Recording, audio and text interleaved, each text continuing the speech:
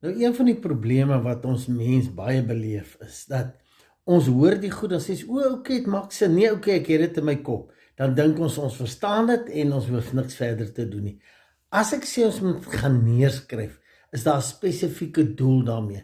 Daar's navorsing rondom dit gedoen. Hoe meer ons sintuie betrek by ons drome, by ons oplossings, hoe meer vaster raak dit in ons onderbewussyn en hoe sterker is die sein wat uitgestuur word.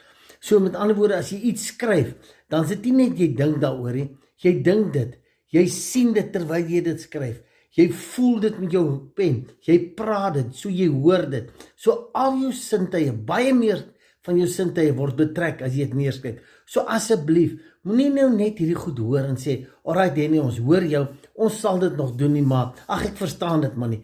Vat 'n pen en papier, maak tyd, raak rustig, maak seker dat jy weet wat jy wil hê en skryf dit neer.